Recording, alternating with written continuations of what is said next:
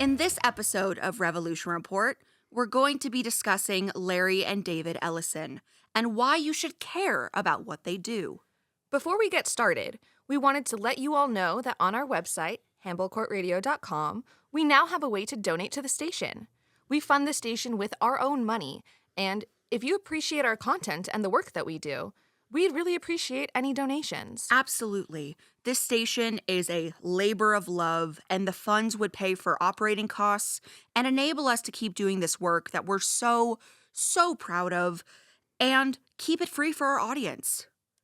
So now, let's get into the episode. Let's do it, Diva.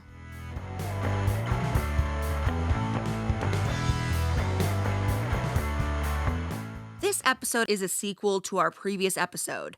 If you haven't heard it yet, give it a listen on Apple Podcasts, Spotify, or YouTube. We talk about Peter Thiel, his influence, and his apocalyptic Christianity and anti-democracy beliefs. Fun stuff. As we stated earlier, in this episode, we'll be discussing Larry and David Ellison, the powerful father-son duo that has more power than you might expect. It's a continuation of our discussion on the people pulling the strings in the world and in the United States. The Ellisons are an incredibly powerful and influential family, so let's get right into it. Larry Ellison was born in 1944, so he's now 81. He was born in Brooklyn, grew up in Chicago, and moved to Berkeley in the late 60s to begin his career as a computer programmer. In 1977, while working for Ampex Corporation, Larry worked on a project that included a database for the CIA called Oracle. That database was the beginning of what is now known as the Oracle Corporation. Ooh. Actually, though. Spooky stuff. You may be familiar with Oracle in some way if you've ever had to clock in or out of shifts for work, but you might not know just how large the Oracle Corporation is. Oracle Corporation is one of the largest companies in the world, with access to billions of people's data. They sell database software, computer software for large organizations, cloud infrastructure, and hardware. Yeah, and it gets even worse. The U.S. government has had ties with Oracle since its founding in 1977, of course due to the origin of the company being a database for the CIA. But Oracle's reach spreads far beyond that. The company's biggest client is actually Microsoft, which obviously has incredible reach. And they've worked with Netflix, United Health, and Amazon. Oracle has even partnered with one of Peter Thiel's companies, the military tech AI company, Anduril.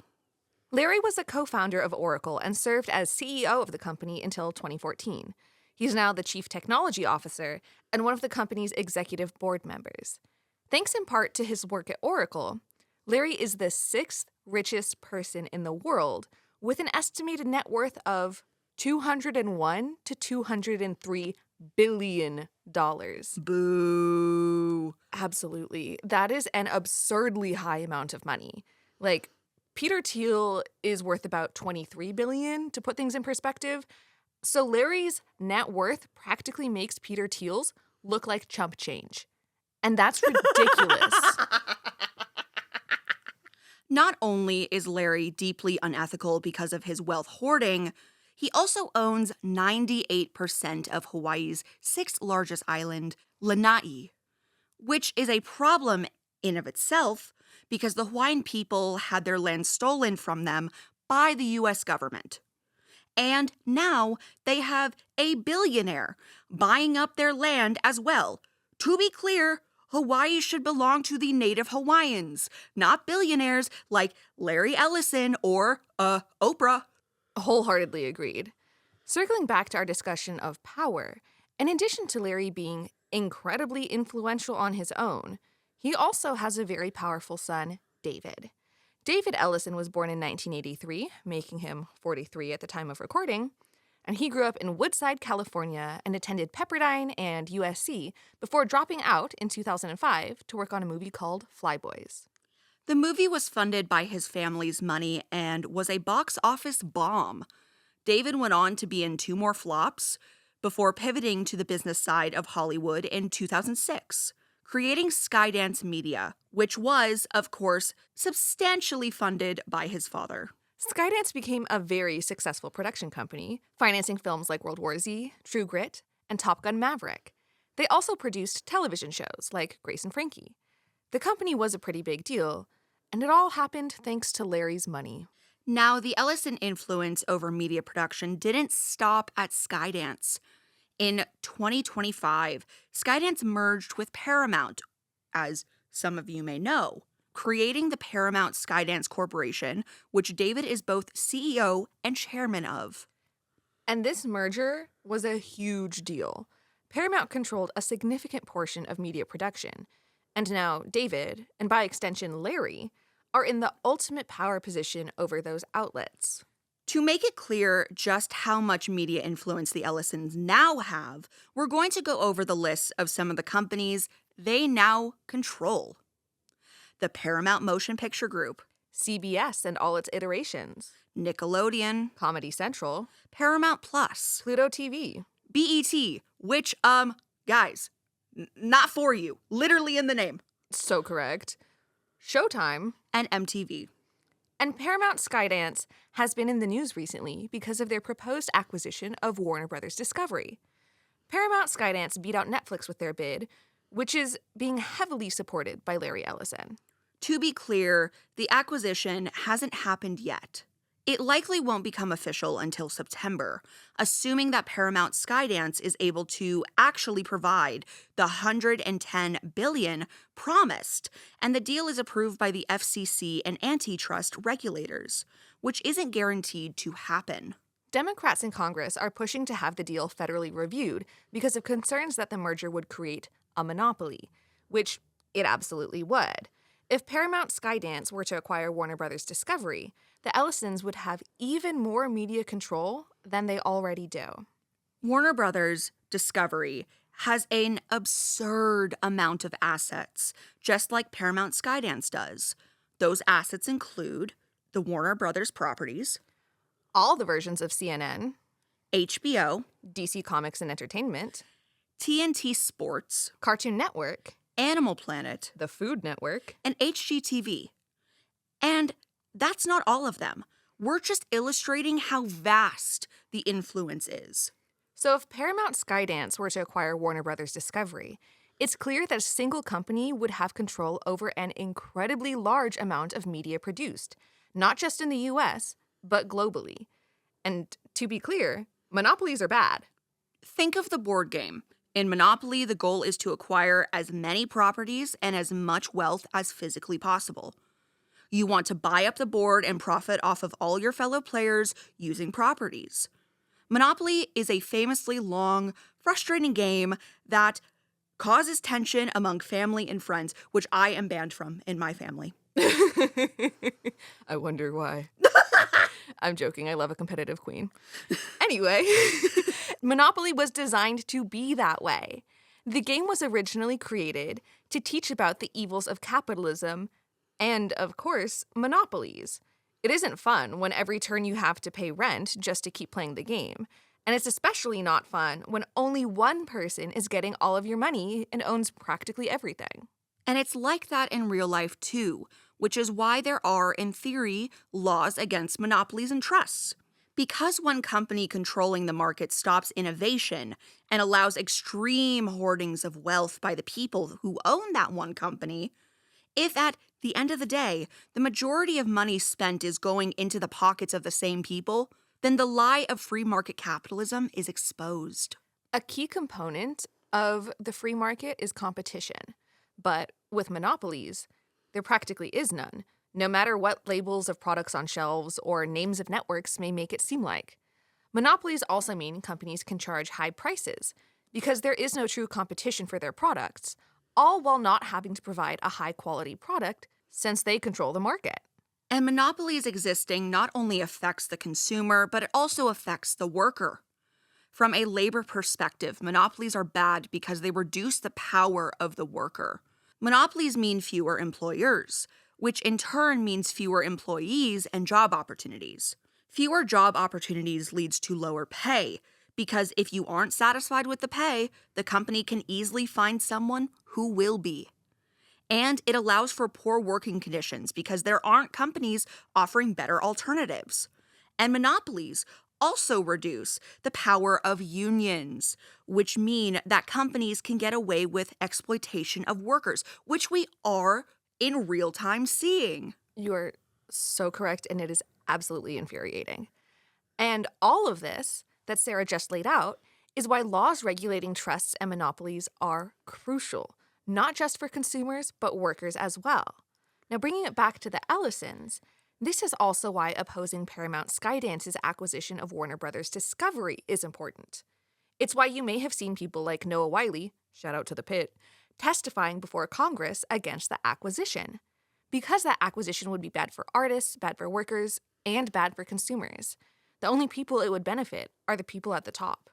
And we don't need the Ellisons to have even more power and influence over the world than they already do. Reminder that Larry is the 6th richest person in the world and that Oracle is one of the biggest and most influential companies in the world. One family should not have controlling power in tech and media spaces. And the fact that this is controversial, I would just like to point out, is absurd. It's so absurd, it's infuriating, and hopefully we can help some people understand that before it's too late. I agree. The Ellisons also have ideologies that oppose the freedoms of people around the world. So that's another reason we here at Revolution Report stand against them gaining more influence than they already have. In addition to the capitalist imperialism we've already touched on, the Ellisons are Zionists and support the Israeli government in their genocide of the Palestinian people. Netanyahu and his family even vacationed on the Hawaiian island Larry owns back in 2021. And they support the Republican Party, even participating in conference calls in 2020 on undermining the legitimacy of Biden's election as president. Clearly, they don't care about democracy, just like one of their friends.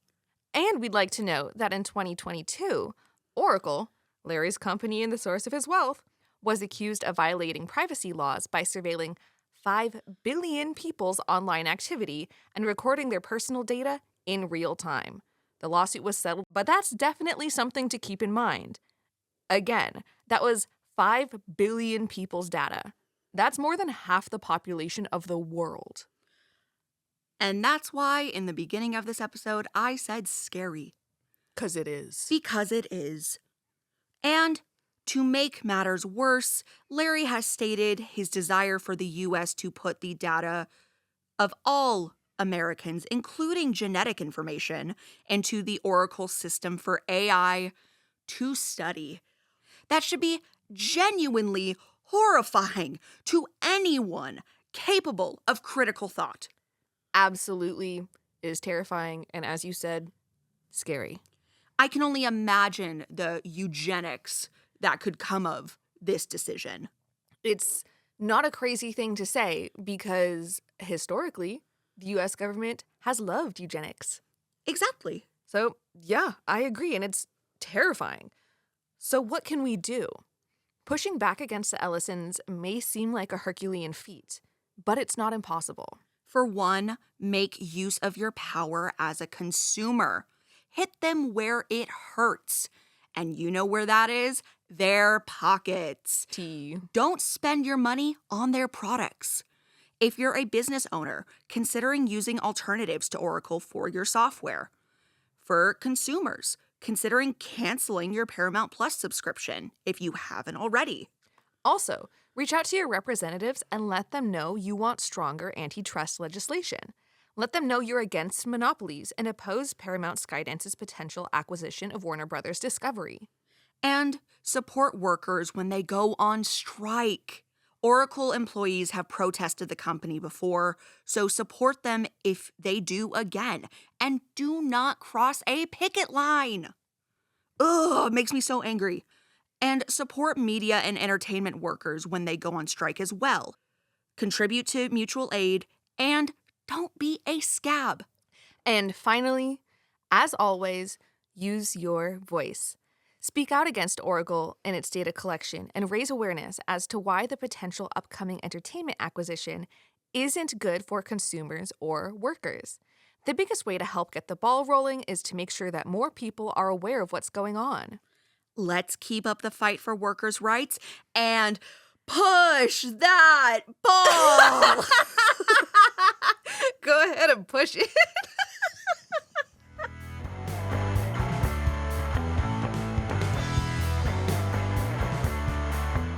That's about it for this episode. We hope it was informative. As always, you can check out our website, handballcourtradio.com. There, if you appreciate the work we do, you can donate to keep this station free. Also, you can follow us on Blue Sky at handballcourtradio.com, and you can also follow me there at Sarah Livings-Walsh. I'm there as Not Like Mona Lisa. If you're listening on Spotify or Apple Podcasts, don't forget to rate, review, and follow us. And if you're watching on YouTube, we'd love it if you like, subscribe, and share so you don't miss our content. And with that, I'm Sarah Livings-Walsh. I'm Analisa Venolia. And this has been Revolution Report.